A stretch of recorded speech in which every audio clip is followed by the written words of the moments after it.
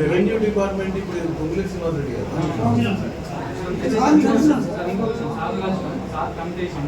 Committee వాళ్ళని కూడా కలిసినాం. వాళ్ళు ఏమంటారంటే గవర్నమెంట్ ఇస్తాను మా దగ్గర ఏం లేదు, సమస్యను చేసుకోవాలని చెప్తారు. జీవన అన్యాయం జరుగుతుంది. డెఫినెట్గా ఇది ముఖ్యమంత్రి గారి దృష్టికి తీసుకోవాలి.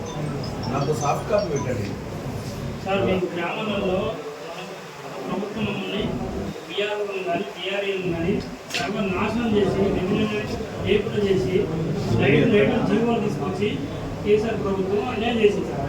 అది దృష్టిలో పెట్టుకోవాలి. మేము ఎమ్మెల్యే ఓటినప్పుడు మేము మాకున్న ట్రిప్పు గ్రామాలలో బీఆర్ఏలకు ప్రతి సమస్యను మేము ముందు తీసుకుపోతాం. కళ్యాణ లక్ష్మి విషయాలు కానీ ల్యాండ్ విషయాలు కానీ ఏదైనా ముందు తీసుకుంటే మేము ప్రభుత్వానికి చాలా సహకారం చేసింది సార్. కాంగ్రెస్ ప్రభుత్వానికి